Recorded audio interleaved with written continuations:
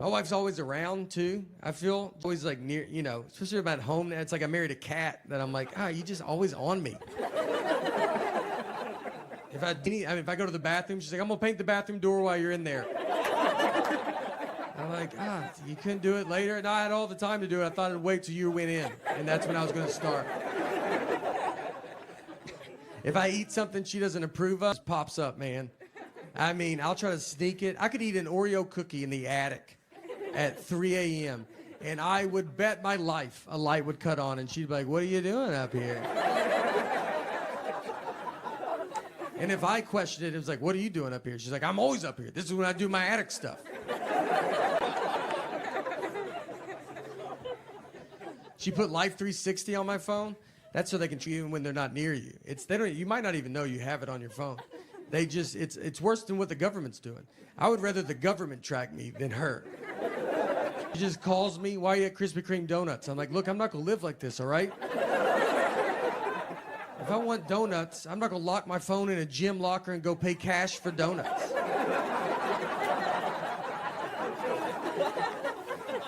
Done it, but I'm not gonna do it every time.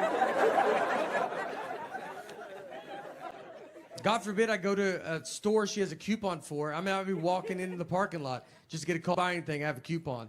I'm like, do you think I'm gonna come home and get that coupon? Is things about to happen? I'm gonna try to pay more now that you called. I don't even know if Target allows that, but I'm gonna try to negotiate up on this toothpaste.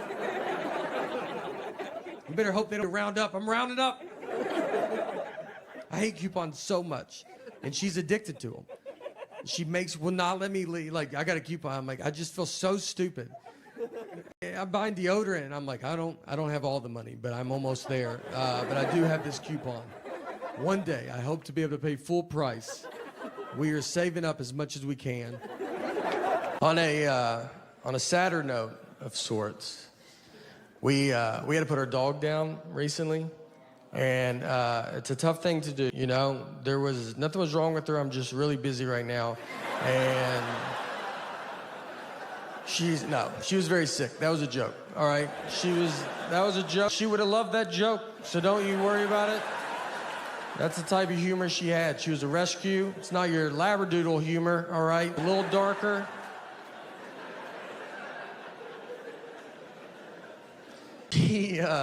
She was a wonderful dog. We loved her, and her name was Annie. And the reason we got her was my sister worked at a vet, and people do put dogs down for no reason. So if someone brought a dog in that was fine, they just didn't want it.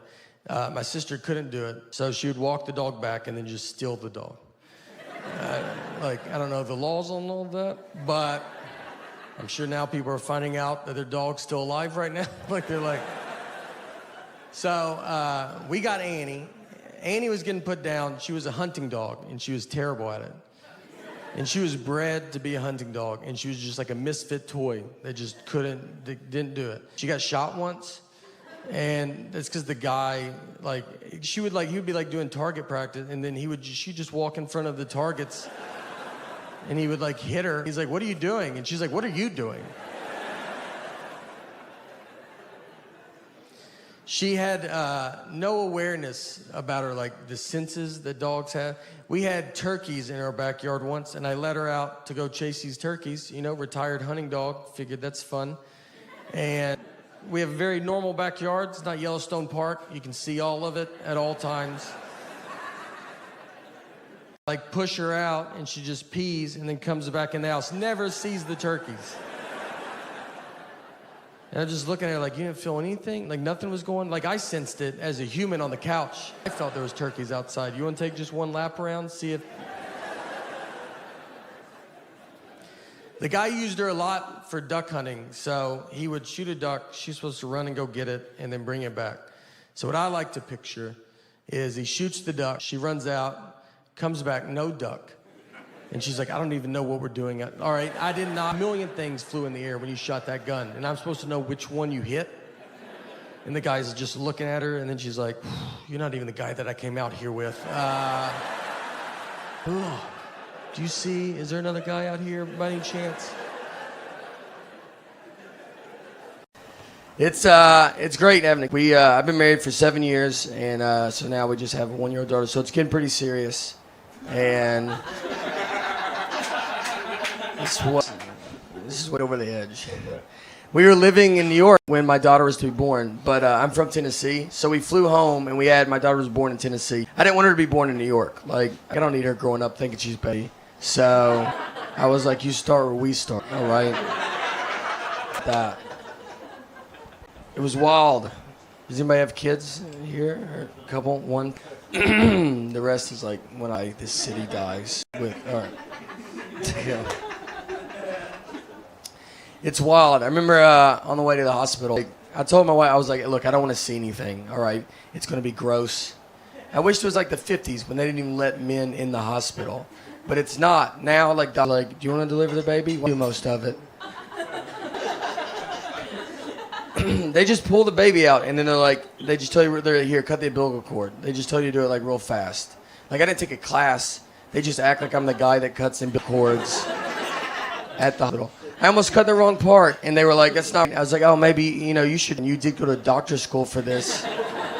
I'm doing minor surgery right now.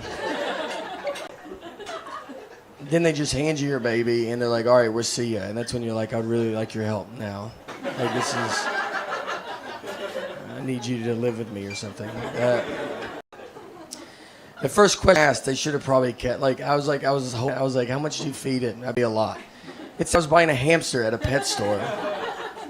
The big thing they tell you, the thing they say, they're really big on they're like, whatever you do, let's just try not to shake this baby. That's like the number one goal. And they tell it to you, like they're almost like, obviously you're going to want to shake baby, but it would be so awesome if you just did not shake this baby. That would be... And then they see a video of a guy that's like, here's what I do instead of my baby. Like I take walks, for instance. I walk 70 miles or something. I walk a lot.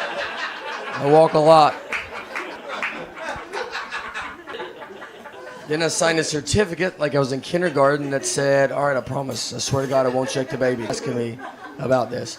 I've never heard the word shake so much in my entire life. That's all it's about. And the first night home, she was like, you're like delirious. You're just confused and tired and like crying for like 6 hours. And I was like sitting there, I was like, wait, are we supposed to shake this baby? Like, when we do it, this seems like when you would do it. But we didn't shake her, so cool. We have rocked aggressively, but she had to go, went to the doctor to get when she was 9 months old, you have to do like a 9-month-old checkup. So we go to the doctor, and she has to get a shot. And it's like the worst when babies get shots because they don't know what's going on. Like, she's just looking it up and like, this day's going unbelievable. Like, what could go wrong, What could go wrong? Why would anything go wrong? And then you're looking at her like it's about to go wrong. You don't even sort of think how wrong it's going to be. So she gets the shot, so we go to her, because we're going to hold her and console her. But she doesn't. She's just fine with the shot. And we're just sitting there, the doctor's surprised. My wife's like, I was like, maybe we should also see if she's going to be a when they get a shot. Maybe that's what we should look into. That make you nervous? I would cry if you gave me a shot. Pretty fine with pain at 9 months old. In 20 years, I'm either going to be telling her, look, we love you so much, and we're happy that you've accomplished everything. Or I will be on the news going, we love it, but you need to turn yourself in right now. Just do the right. My dad goes to the hospital all the time. I mean, he has surgery 8 times a year, probably. He loves it. He loves it. The doctor will go, look, you could just stretch. And he goes, let's just do the surgery.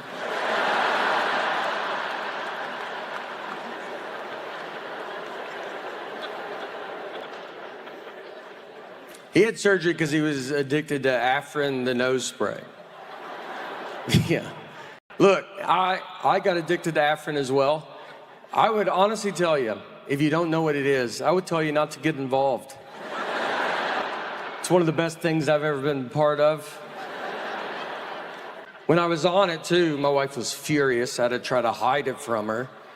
She could hear it from 3 blocks away, just one little puff. What's that? I ain't gonna live like this. I ain't worked this hard not to do Afrin in my own home.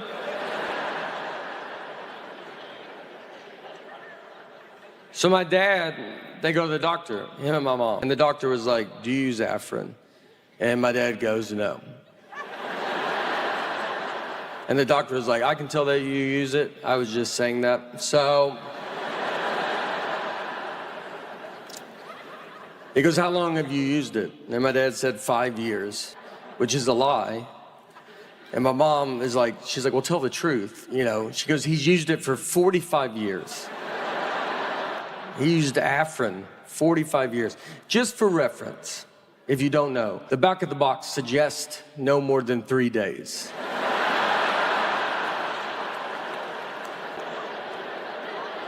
I mean, there's not a medicine on earth that tells you to give it a good 45-year run.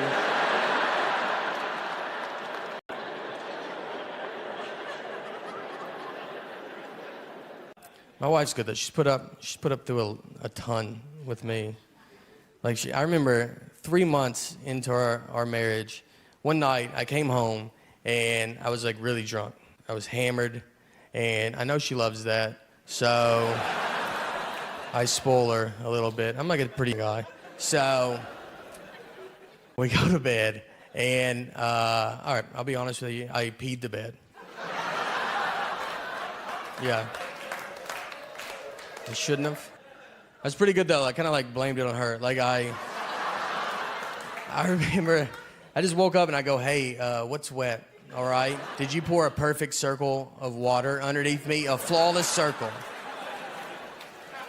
She was like, no, you peed the bed. What is wrong with you?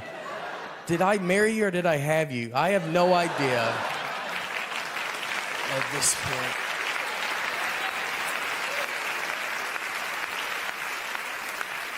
I was in San Francisco, and I bet there's a bunch of fun coffee places, and I live in my dumb world that I just want this one little drink. So I go into a Starbucks, and I get to the front, and I was like, I'll take an iced coffee with cream. She goes, with cream? I go with cream. And then she goes, iced coffee with cream? I go, iced coffee with cream. She goes, with cream? I go with cream. And she said it one more time. She said, so iced coffee with cream? And at that point, I should have said, what's going on right now?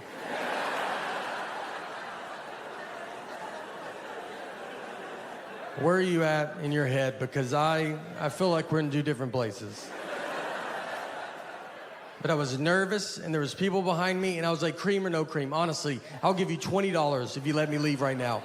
I cannot, this is the most I can talk about this. I don't even know what's happening anymore. So I paid, I go stand in line, you know, where you gotta wait for your drink. There's like 5 of us waiting for our drinks. So she puts the iced coffee up there first, no cream, and I was like, whatever.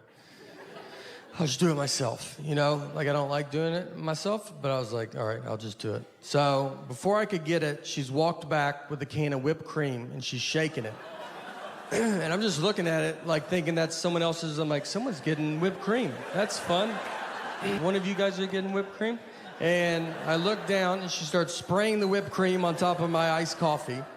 She just yells out, iced coffee, whipped cream, yells it out. The other 4 people turn their back, like they don't want you to accidentally think that's what they ordered. And I'm just left alone, like, that's what you thought I said over there? You don't think I would have said iced coffee with whipped cream? You think I'm just some nut job? That's like, I've had too many problems in this Starbucks, so I'm only going to use the words that I want and no other words. Iced coffee, whipped cream cup. And they didn't have a top for it. So whipped cream, it doesn't sink and become less embarrassing. It moves. It's like a buoy in an ocean that everybody sees. I'm just walking through the crowd like, this is my favorite drink. I don't know if you guys drink this at all. Does anybody? Nobody does this? I'm surprised. And I walked outside and threw it away and tried again at a different Starbucks. All right. Thank you, guys. I can't thank you enough. You are unbelievable. What's up? Thank you, everybody. Very excited to be out here. Love getting to travel a bit. I've been to a lot of different countries lately, and it's always weird because like every time I go to another country, I don't ever know where it's at. Because I'm from Tennessee. I didn't learn about countries in school. I learned about Tennessee. I learned about the states that touched us in case they attacked. And then I was told the rest was Europe, and that's where the gays were made. So, yeah, it was like a different book that I had.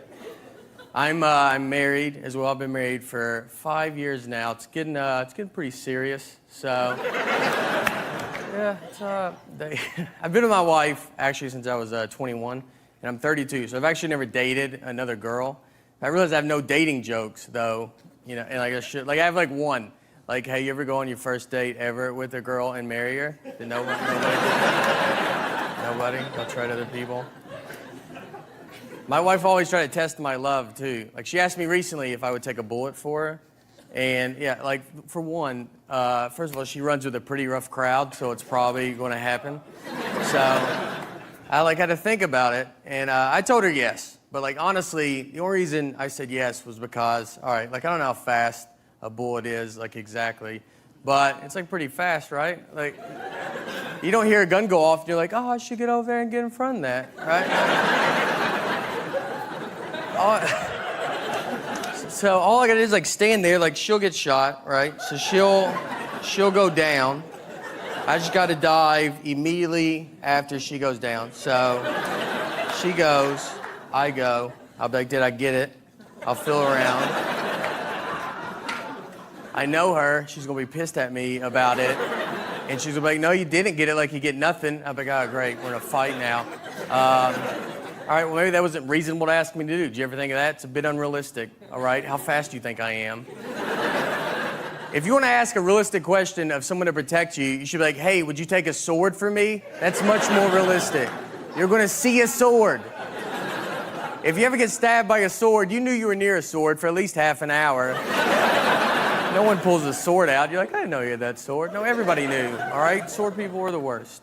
And if you're thinking about getting married, here's what I think marriage is like. Marriage is like, you ever go to a concert and you see a mosh pit and you're like, oh, you know what? I'm gonna go get in that mosh pit. But then once you get in it, you're like, I do not want to be in this mosh pit at all. I'm gonna leave and go get some beer. And then the mosh pit's like, well, didn't you drink last night? You're like, all right, mosh pit, why don't you get off my back? I'm crying.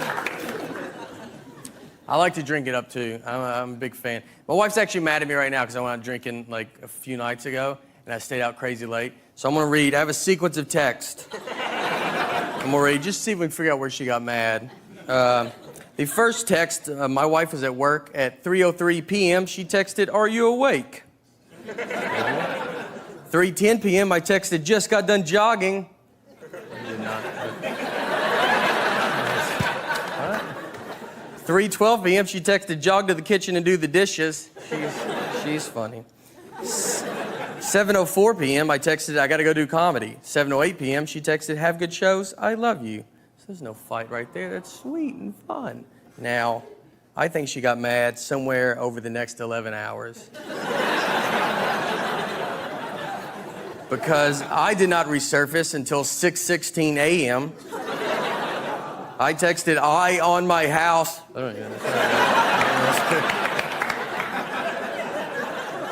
6:17 a.m. she texted, "Are you drunk?" 6:19 a.m. I texted, "You're drunk." That's good. 6:22 a.m. she texted, "We need to talk in the morning." 6:24 a.m. I texted, "It is morning." 6:27 a.m. she texted, "Sleep on the couch." I was like, oh boy. That's when I knew I was in trouble, guys. But we've been together a long time. I know how to fix all this stuff. So the last text I sent, 6:31 a.m., I texted, "Whatever, dude." All right, thank y'all very much, guys. Y'all when I was at the grocery store, I got caught like in this weird like thing with this dude. So I was standing in line, and I was behind this guy, this white guy, and he pulled out the white race card. I don't know if y'all knew we had a card, but he like had one. So I'm standing behind him, and I just hear him like argue, like I hear him just go, "What is it? Because I'm white? Is that why you're doing this? Because I'm white?" And he looked at me like they're like, "Hey, are you gonna get involved?" Come on. I was like sitting there. I was like, "No, I'm not getting involved in this. I'm not ready for something like this. I think you're the first guy ever to try this, to be honest with you. I'm not prepared at all. If you wanted me to help you should have pulled me aside earlier. You should have grabbed me like, look, I'm gonna make history today. Do you want to be a part of this or not? It's your call."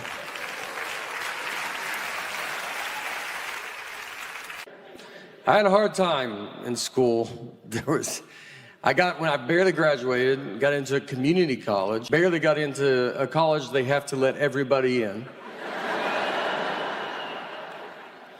So I'm 41 years old. And when I turned 40, 40 was the first age I did not want to turn. I remember parents turning 40, it just feels old. And it's also the age that you do realize everybody you're talking to, you are older than.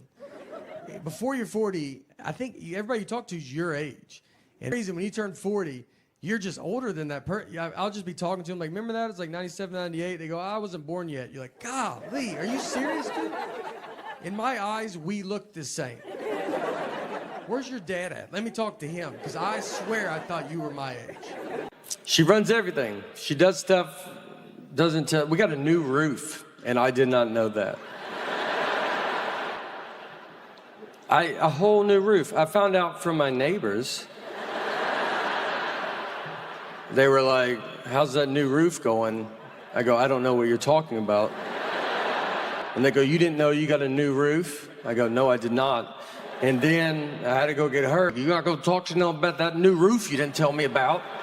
I look like an idiot out there.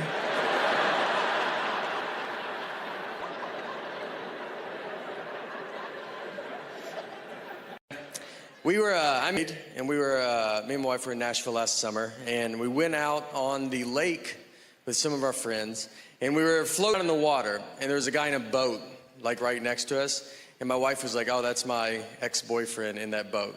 I didn't know who he was. She didn't have to say anything at all.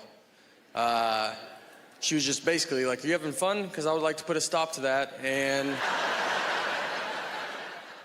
make you stare at this guy the rest of the day.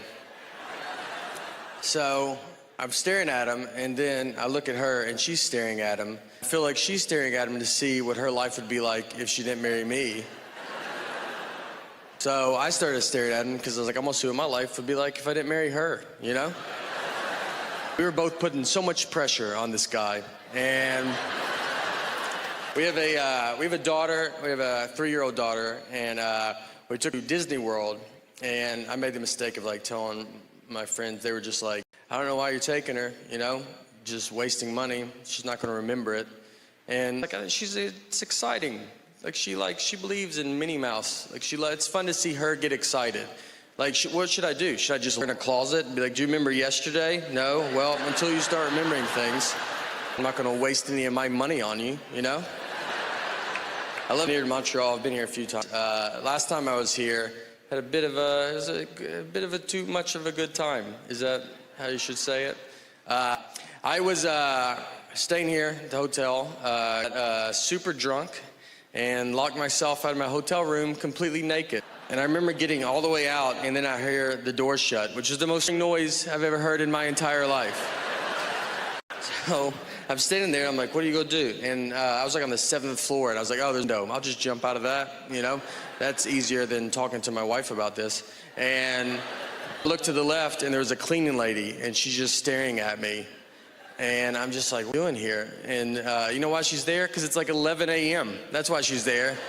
That's how far in the day it was. And I looked at her just like, you know, what are you gonna do? Like, this happens to the best of us, right? And she was like, it's never happened before. And I don't even have, I don't have like a body either that's like, you're welcome. You know what I mean? Like I did her a favor. I was like, come on, it's your lucky day, all right? Take it in. I do nothing to try to lose weight. I'm just kind of riding it out, seeing here's where we're at right now. What I've started doing, though, is I tell people I weigh 300 pounds because, yeah, I'm a pretty dumb guy. Just, I don't think it's pretty obvious. And it's, I think, I've thought about, like, time travel. Like, if I went back in time, knowing everything I know now, I don't think I would make a difference.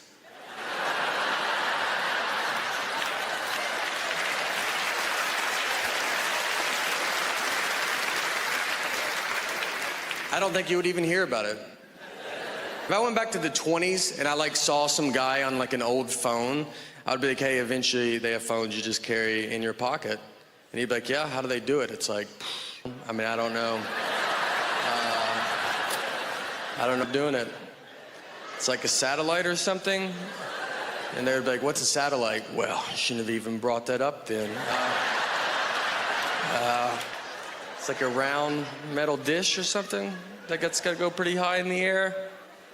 I honestly don't think I could prove I'm from the future.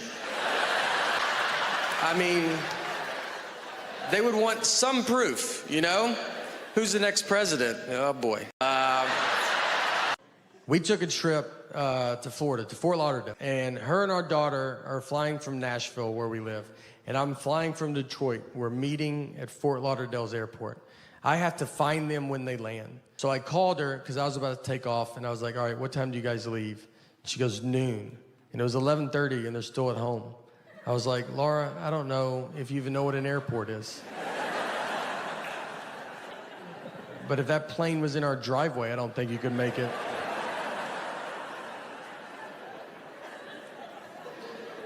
And she said, that's what time we leave for the airport. Our flight's not till 1:30. And I was like, all right. So what do you think I wanted to know when I asked that?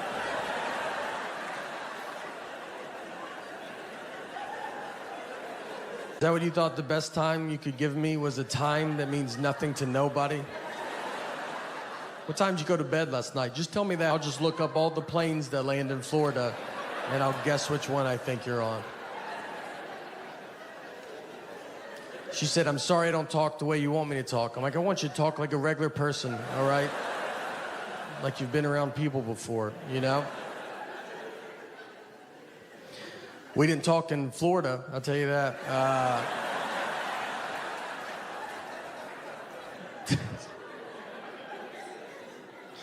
She's good at not talking to me. She can go a long time.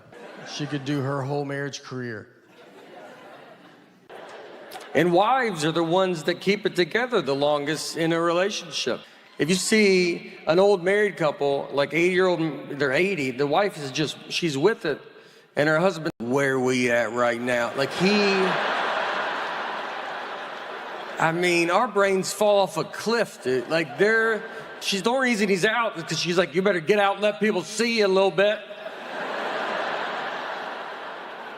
It's like some zookeeper walking some old gorilla around. Let the kids touch you. Everybody's trying to don't feed him that. Well, I think he wants it. He definitely wants it. He's too dumb to know he can't have it.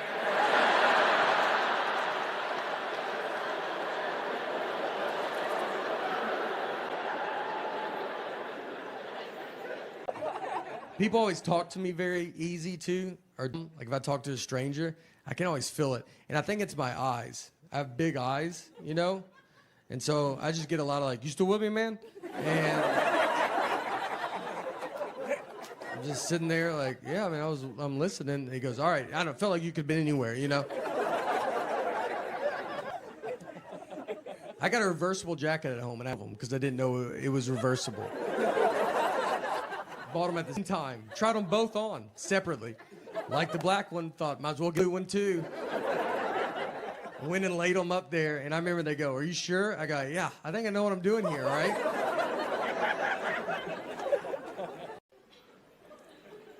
You know what it is? Here's what it is. Guys, we're just not good. Guys are not good at marriage, all right? It's not our fault. We weren't prepared for it like women are. Your whole life is built just preparation for marriage. Look at every toy you played with. When you're a baby, they give you a baby doll. So they give you a baby when you're a baby.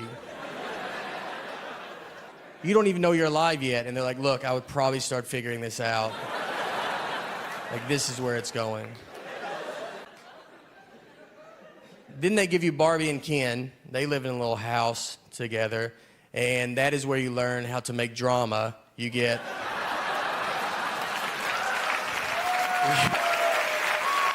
You get the best. You're the best.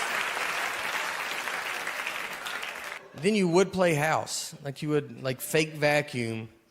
Just fake vacuum with your friends. And that was awesome. And it's weird because like when I see like vacuum now, I'm like, she is living her childhood dream. She's made it. As a guy, we don't have any of that. Like, what do we play Fort? You got to keep everybody out of where you are, especially girls. The only toys we had were Transformers and Ninja Turtles. Those are not even real things. None of them had wives. They weren't married. I never played with my Ninja Turtles, and I had them going to fight Shredder. And then Michelangelo was like, hey, can y'all give me 2 seconds? My wife just showed up, and she looks furious about something. What do you want from me? And she's like, what are y'all doing? That April skank doing here? You're like, listen, she's a reporter.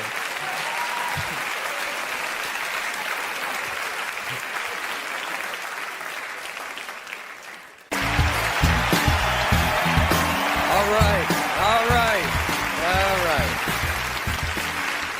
Thank you. All right. Look at us. We're doing it. All right. Welcome to the 77th Emmy Awards. You know, it's not a big one like 75 or 80, but it's the one they gave me. It's an honor to be here tonight. I mean, I'm so excited to be here. Just all you guys are so hard to get here. I mean, and it's confusing too, because there's like Reba McEntire. I feel like I'm at the Grammys. Kate Blanchett. I feel like I'm at the Oscars. It's crazy. Tina Fey, I thought like they should have had her host. You know why? We're wondering like, why am I hosting? I don't know what that was, but all right, it counts as a laugh. It's I've been asked. I have not had, for my career, I'm a stand-up comedian, I've not had a ton of success in Hollywood, but let me tell you, boy, is it going good everywhere else. You might know, if you haven't heard, so we got an idea. As a host, they asked me, when you give your thank you speeches, they just said you got to keep them on time. So they wanted me to come up with a way to do that. So what I came up with is this way. Is everybody gets 45 seconds. And honestly, give your speech. I know how hard you guys have all worked to get here. I'm not trying to take anything away. 45 seconds, that's what you got. And if you want to do more than that, do it on social media later. That's more people are going to see it there anyway. So, to start though, I am going to donate $100,000 to the Girls Club of America. So, yeah. All right, remember that. Remember how fun that was, because this part is hard to say. If you stay 45 seconds, it stays at $100,000. That's, all right. I know.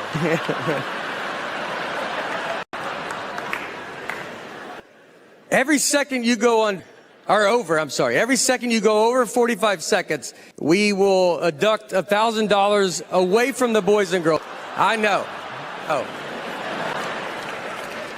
That's tough. It's hard. That's tough. It's cool. What are you gonna do though? You know, can't change it. This is a game I made up, and these are the rules. So, something. Look, if you go under, we will put $1,000 a second back on for the Boys and Girls Club of America. Relax. Let's have fun, all right? By the way, we want to see, we already got started. Seth, congrats. Glad he didn't even know about this at all. But what did Seth do? Was he over, under? Stayed to 40, under? No, all right! He was under. Don't go crazy, though, because, like, I am paying. So don't, like, you go over a little, some go under. Do the right thing. All right. Well, now you know the rules. Those are it. So now that everybody knows, let's keep this show going. When we were doing these driving shows, we were all on a bus together. I convinced Nick that I didn't know who Nancy Kerrigan and Tanya Harding were. Nick is learning this, that I do know who they are. He's learning right now with you.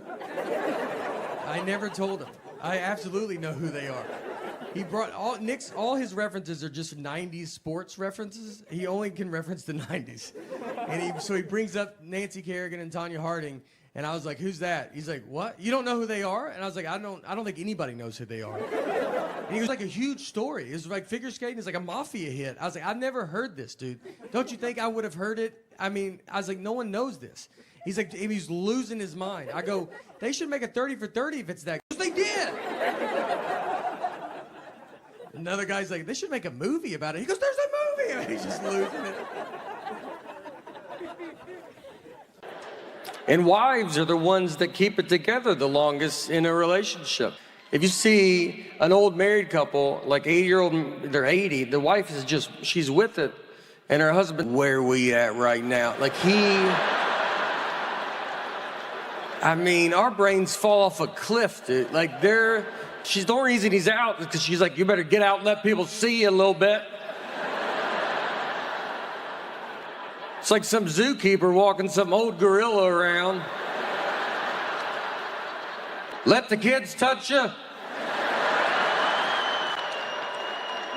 Everybody's trying to don't feed him that.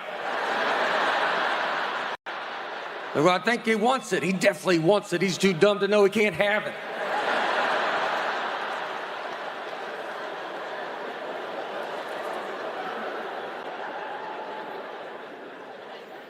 Oh, me and my buddy, we rented a car. He's driving. On the way out there, I see a dead horse just laid out in this guy's yard.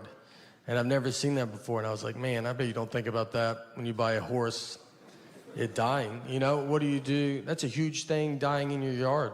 You can't just shoot it off into the woods with your foot and try to get another one that matches before the kids come home. You have to tell your wife to keep the kids away for a month. You got to Google how to move a dead horse. You got to probably try to get another horse to help you do it, and that's not easy. That's what the blinders were invented for, because it's like, just look ahead. Don't worry about what's going on back. No, look. You got to get your friends to help you do it, and you can't spill the beans too quick on that. You think it's hard for them to help you move a couch? Try a dead horse. You got to lie to them, like, "We're getting a divorce. Just come over. Bring your truck and some gloves." And when they get there, let me tell you, they're going to see it, all right? Everybody saw it. It was next to the road. And they're going to pull into that driveway and just be like, "I don't think they're getting a divorce at all. I think we're here to move that dead horse is what I think." Let's let him bring it up, all right? Make him ask. But I'll be shocked if we don't touch that dead horse today.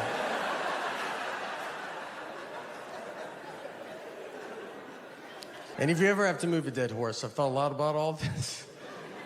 You want to be the first one to the horse, all right? You don't want someone else to tell you where to grab a dead horse. So you run out there like you love it. Like you're like, "This is what I hoped it was." And get to the hoofs in the front and be like, "All right, I'm here. You guys decide where you guys want to be."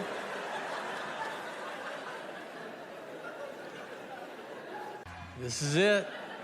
This is, it's something. Thank you guys for coming out. Appreciate it. Very excited. I tried to, I'm always like trying to lose weight, and then like you think, "I'll tape a special. That will, that'll do it." And then you just kind of, next thing you know, it's already started. So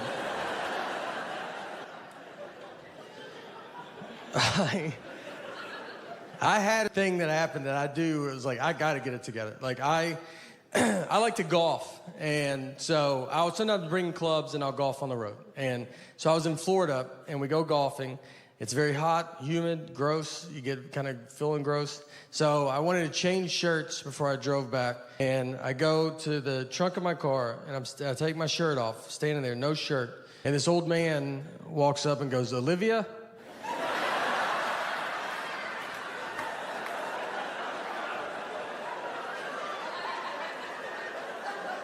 I had to turn, I was like, "I'm sorry." What did you say? I'm sorry. And he was like, "Oh, sorry, honest mistake." And I was like, "I don't know." He was looking for his elderly wife and saw me with no shirt on and thought that could be Olivia. I had a car that he does not recognize None of this is making him not, he's like, I don't know, that's a dead ringer for Olivia.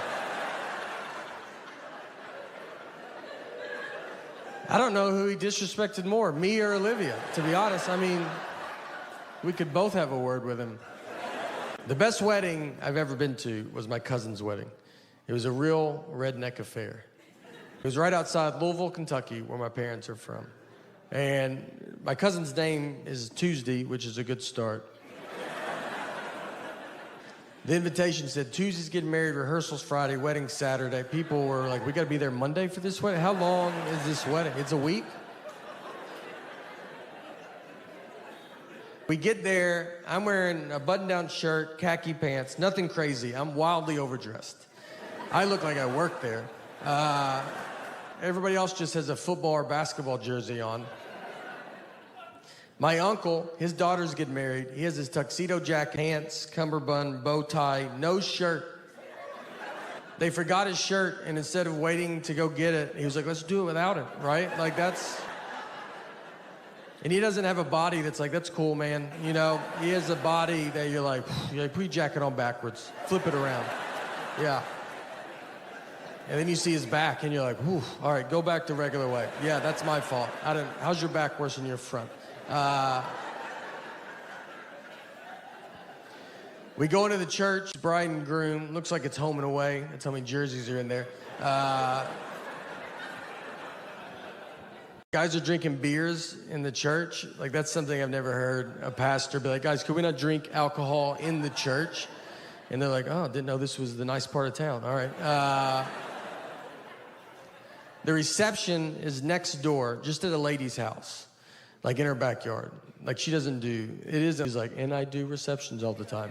We were her one and only reception. So we walk over. They took a horse and buggy. The horse was the oldest horse I've ever seen. I thought it was a donkey. I thought they got a deal on a donkey. And the guy was like, this horse was in the Kentucky Derby. Like, the first one that they did? Is that Secretariat's father? How old is this horse, man? You know they lay down, right? So we walked. It took them 45 minutes. They went up a driveway and back down the next driveway. They're sweating, almost divorced by the time they get there. The reception, like I said, it's in her backyard. They put plywood on the grass, like side by side, to make a dance floor. Dance just to a radio station on a boombox. Just like 104.5. You would have to stop for weather and traffic updates. There was a punch bowl that was low to the ground, like on a low table. And so I was giving it to kids. I was trying to help out. And then someone was like, that's wine. And I gave it to so many kids. I don't know anything about wine, but I don't think they tell you to pour it into a bowl. Like, that's not, no one's ever like, let's get out of that box, get in a bowl. You know, let's let it breathe a little bit. I got a couple 9-year-olds pretty loose that night. The end of the night comes, everybody's drunk, children, adults, it's across the board.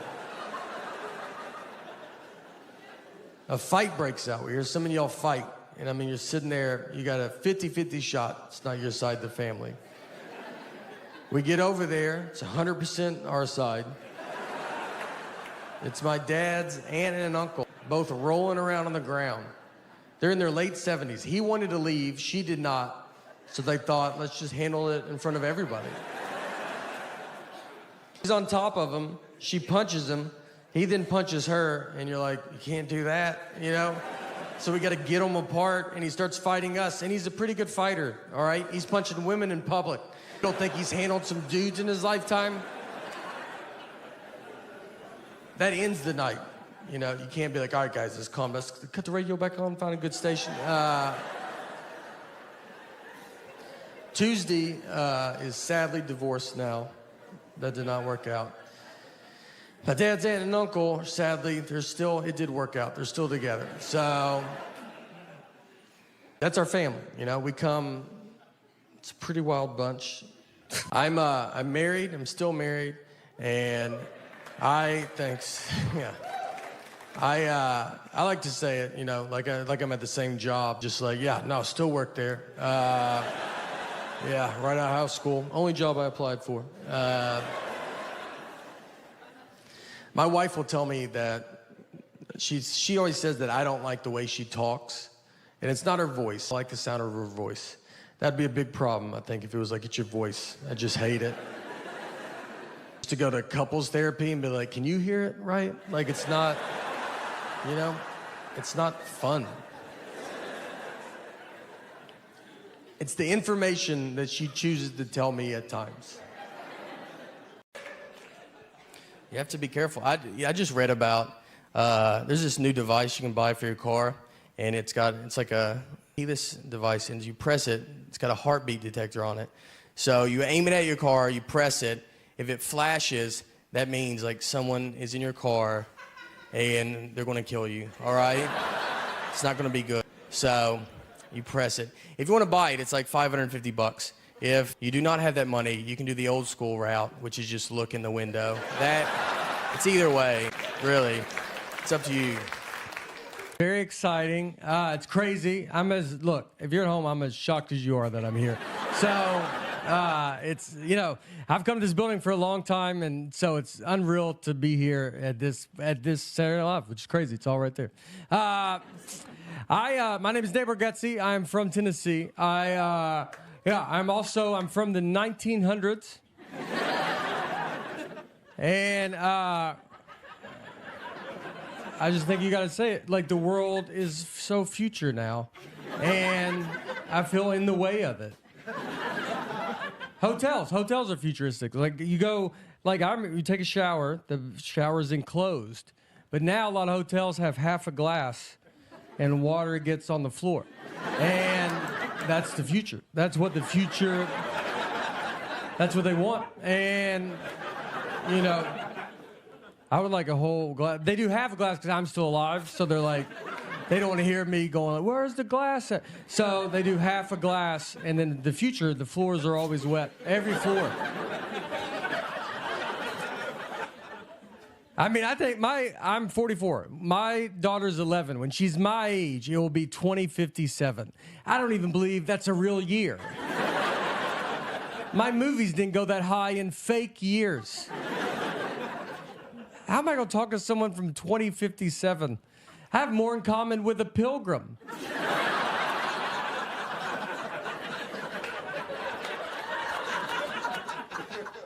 I saw too much old-timey stuff. I'm pre-internet. I mean, we'd go to a county fair, Wilson County Fair, and this is in Tennessee, if you're wondering. And we would go there. Fairs, I don't know how they're still open, but I don't think the government knows about them. I don't know, we ride these rides that were on the interstate an hour ago.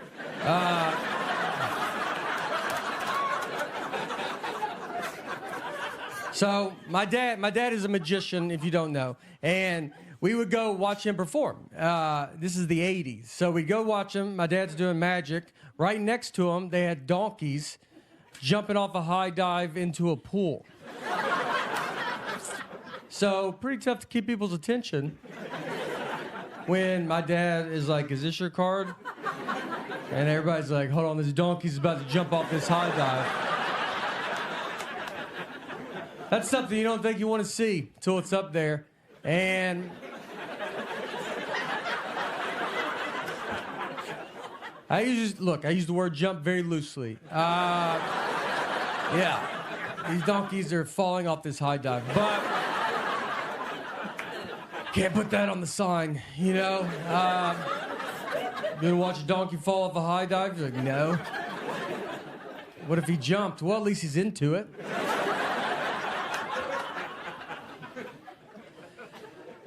Just so you know, PETA shut that down. And, yeah.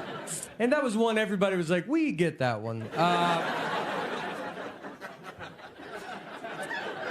There's another one PETA had to shut down. So this is also in the 80s. Pre-internet. You could fight an orangutan. You could fist fight an orangutan. This was offered. We didn't have a lot going on. This is what we had to do. And so orangutan would be in a boxing ring with boxing gloves on, and it would stand like this. And then a guy would pay $5. It wasn't for free. You would pay, and then he'd go in there, and this orangutan would just knock this dude out. because we didn't have the internet to look up how strong's an orangutan. So, yeah, it was, you know, it was all word of mouth back then. You had to meet a guy that just fought an orangutan. And you're like, are they strong? You're like, yeah, dude. Like, but the arms are skinny. I know. That's what I thought as well. That strength comes from somewhere. Look, if you think I'm old, there's people older than me still around. Yeah. That's crazy. It's crazy. Walking around. People from the 30s. My great Aunt Helen, from the 30s. She's deaf. They didn't know she was deaf until she was 9 years old. That's how long it took them to figure it. Deaf, one of the easier ones to figure out. And the doctors were baffled as they smoked in her face.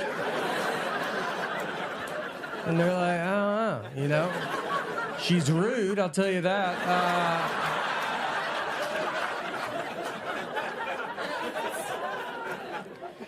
My parents are getting older. So my mom, we had her go pick up our daughter recently at a friend's house, and I texted her the address. She drove to the wrong house. So she knocked on the door, another grandmother answered. Well, this is not good. This is like two dogs seeing each other through a fence. They're gonna be there for a while, you know? So my mom, she knocks on the door. The grandmother, my mom goes, is my granddaughter in there? And that lady goes, I have 3 grandsons, so no solution. Just 2 grandmothers, just, do you have stuff? I have stuff too. They talk for 30 minutes. It's a wrong door. I had to go get my daughter, then find my mom.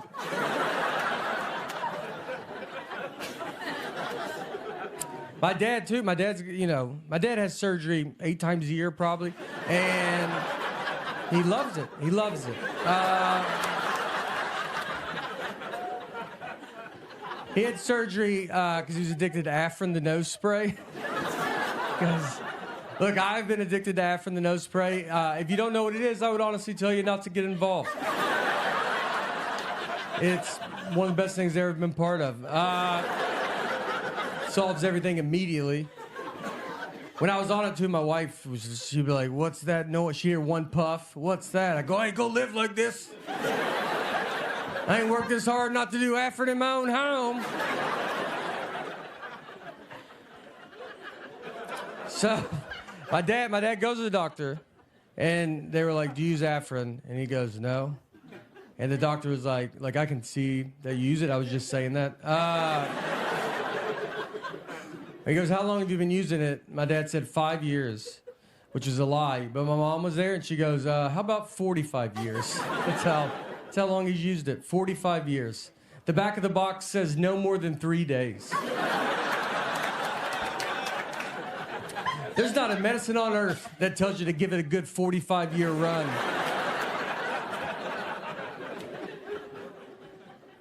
That's why I get nervous as I get older, because I am already not smart, and I'm in my prime right now. I don't read any books. I don't do it. And I think that matters. I do think that matters. Reading, I believe, is the key to smart. That's what I've always said. And I don't do it because every book is just the most words. It doesn't let up. I mean, every page is more words. It's like, what are you talking about there? Put some blank pages in there. Let me get my head above water for 2 seconds. I did. Thank you. It's been a reading joke. I want to learn more about history because I don't know anything, and so I'm trying to figure it out. I can tell I don't know anything about history because every history movie I watch on the edge of my seat. What is going to happen? You know, I don't know. I watched the movie Pearl Harbor, and I was as surprised as they were. Just crazy. All right, we've got a great show for you tonight. We recycle, and we recycle because of my wife. It's her. She gets all the credit for that. I would never recycle if I was by my, I don't do it if she's not looking at me. So I would never do it if I was alone. I looked up a list of like, all right, like what are you supposed to do for global warming as an individual? And it was a big long list, but the first thing on the list was my favorite. It just said, just talk to your friends and family about it. Think about your friends and family, like not the ones that are the good ones close. Think about how far out it goes. Just when you guys get together, like, do you mind if we talk about global warming for a little? I just thought this would be a good time to get into it. I had a great aunt and uncle fist fight each other at a wedding. Let me get in the middle of that. Any chance this fight was about global warming? Because I just would love to get that conversation rolling, you know? I get it. It's supposed to, for our kids and their kids, and we want to make sure they have a good earth and their environment and stuff. We don't want to have a bad earth. And we don't want them to be mad at us and yell at us. But I don't think they will, because I don't think we get mad. I don't ever see litter on the ground and call my grandmother and be like, where do you get off, you know? I don't know how you show your face anymore, all right? It's cloudy today. Is that because you smoked on planes? Probably. Why'd you have to smoke that high? Where do you think that smoke was going?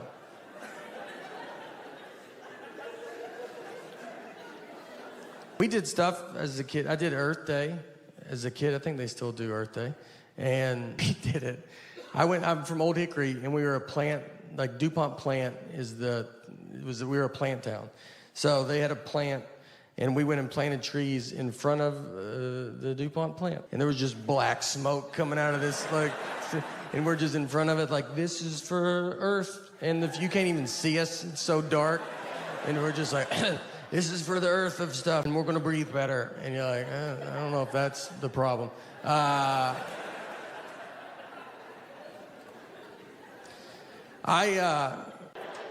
And wives are the ones that keep it together the longest in a relationship.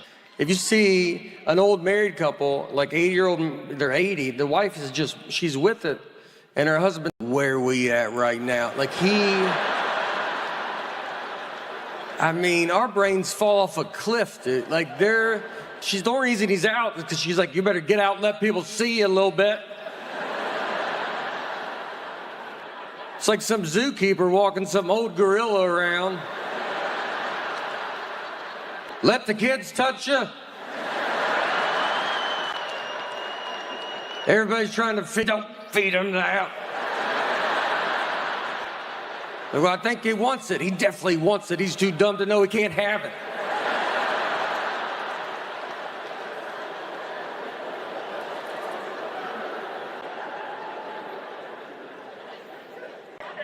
I pulled a muscle recently. I guess it was in my soul.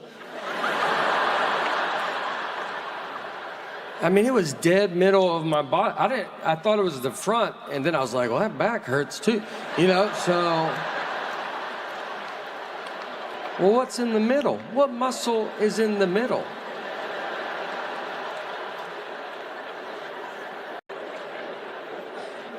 I think it's because I'm peeing so much longer. And I'm not used to this new old rhythm yet.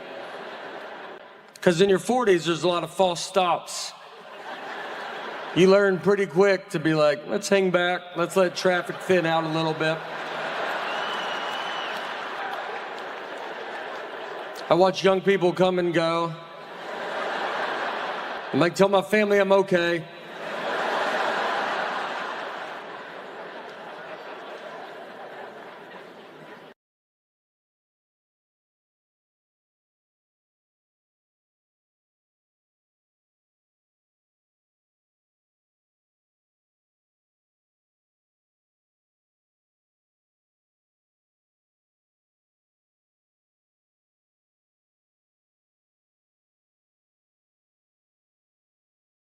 So now we are basically at Mount Rainier. That was the whole car ride. And if you ever go, just so you know, you have to pay to go up it. It's not a free mountain. Someone bought it, and they're charging tickets. It's also all uphill. It's a nightmare. So be ready for those things.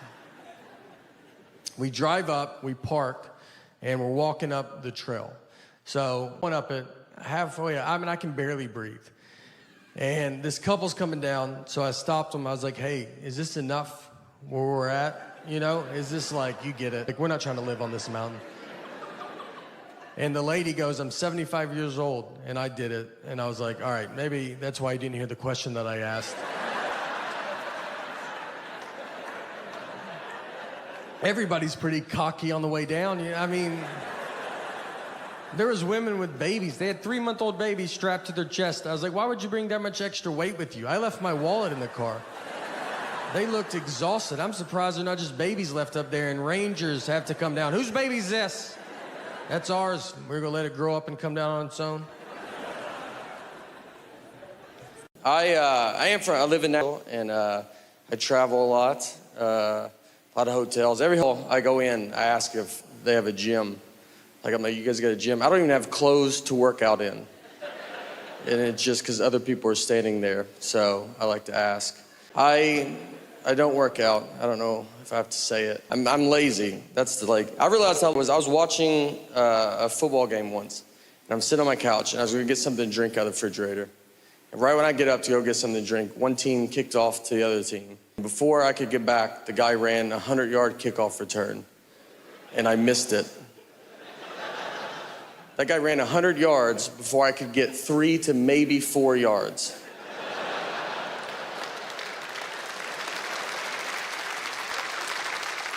He also had 11 people really trying not to let him run 100 yards. I don't even have an ottoman. It was wide open. Couldn't make it.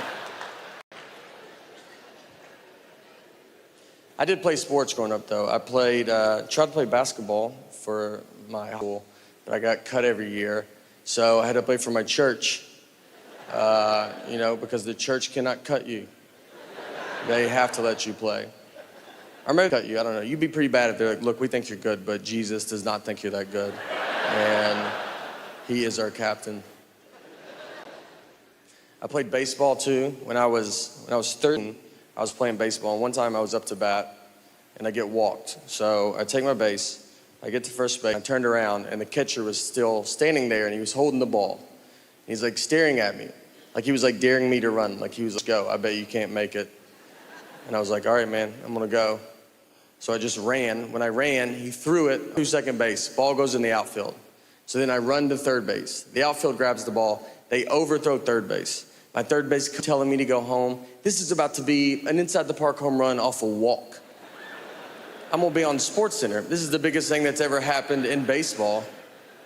I slide, there's a play at the plate, and that's when the umpire tells us that it was only ball 3.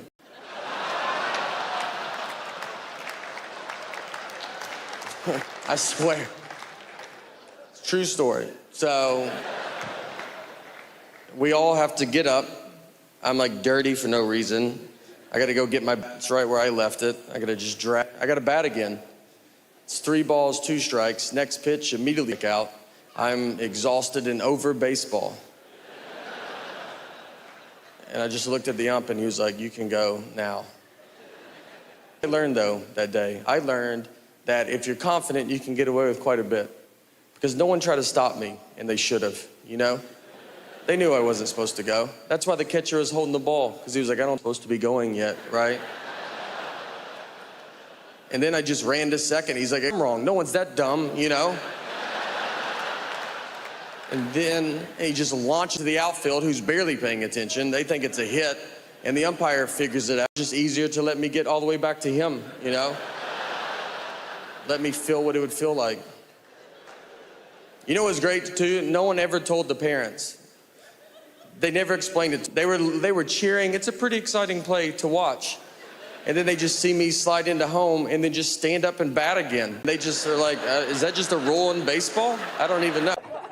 People always talk to me very easy too, or like if I talk to a stranger, I can always feel it. And I think it's my eyes. I have big eyes, And so I just get a lot of like, you still with me, man? And I'm just sitting there like, yeah, man, I'm listening. And he goes, all right, I don't feel like you could have been anywhere, I got a reversible jacket at home and I have them because I didn't know it was reversible. Bought them at the same time. Tried them both on separately. Like the black one, thought might as well get one too. Went and laid them up there, and I remember they go, "Are you sure?" I go, "Yeah, I think I know what I'm doing here, right?" When I was at the grocery store, I got caught like in this weird like thing with this dude. So I was standing in line, and I was behind this guy, this white guy, and he pulled out the white race card. I don't know if y'all knew we had a card, but he like had one. So I'm standing behind him, and I just hear him like argue, like I hear him just go, "What is it? Because I'm white? Is that why you're doing this? Because I'm white?" And he looked at me like they're like, "Hey, are you gonna get involved?" Come on. I was like sitting there, I was like, no, I'm not getting involved in this. I'm not ready for something like this. I think you're the first guy ever to try this, to be honest with you. I'm not prepared at all. If you wanted me to help you should have pulled me aside earlier. You should have grabbed me like, look, I'm gonna make history today. Do you want me a part of this or not? It's your call.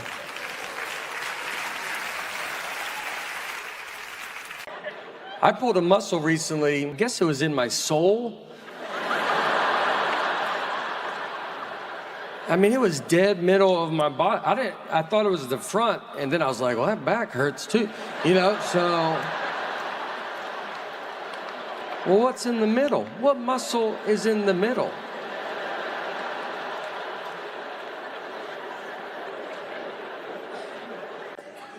We recycle, and we recycle because of my wife. It's her, she gets all the credit for that. I would never recycle if I was by my, I don't do it if she's not looking at me. So I would never do it if I was alone. I looked up a list of like what are you supposed to do for global warming as an individual? And it was a big long list, but the first thing on the list was my favorite. It just said, just talk to your friends and family about it. Think about your friends and family, like not the ones that are the good ones close. Think about how far out it goes. Just when you guys get together, like, do you mind if we talk about global warming for a little? I just thought this would be a good time to get into it. I had a great aunt and uncle fist fight each other at a wedding. Let me get in the middle of that. Any chance this fight was about global warming? Because I just would love to get that conversation rolling, I get it. It's supposed to, for our kids and their kids, and we want to make sure they have a good earth and their environment and stuff. We don't want to have a bad earth. And we don't want them to be mad at us and yell at us. But I don't think they will, because I don't think we get mad. I don't ever see litter on the ground and call my grandmother and be like, where'd you get off, I don't know how you show your face anymore, all right? It's cloudy today. Is that because you smoked on planes? Probably. Why'd you have to smoke that high? Where do you think that smoke was going?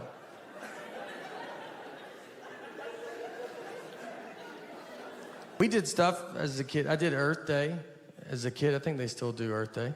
And we did it. I'm from Old Hickory, and we were a plant, like DuPont plant we were a plant town. So they had a plant, and we went and planted trees in front of the DuPont plant. And there was just black smoke coming out of this, and we're just in front of it like, this is for Earth. And if you can't even see us, it's so dark. And we're just like, this is for the Earth of stuff, and we're gonna breathe better. And you're like, I don't know if that's the problem.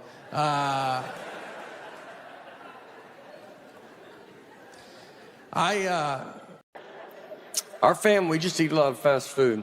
Our family text thread, my dad texted, he was like, I found a way to get a Big Mac cheaper. And he said, you can order a double cheeseburger and ask for Big Mac sauce.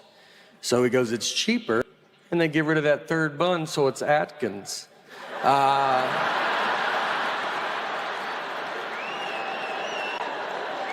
That's how you do it. That third bun is the one that you're like, I don't know if I need the third bun.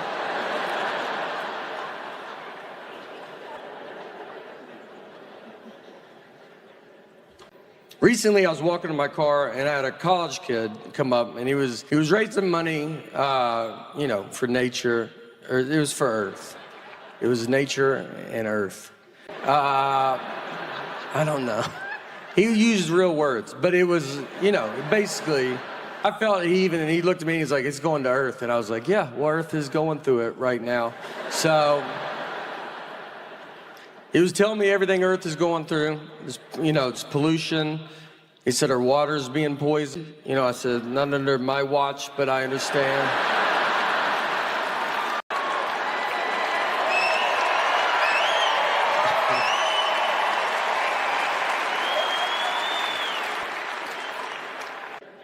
I had a hard time in school. When I barely graduated, got into a community college, barely got into a college they have to let everybody in.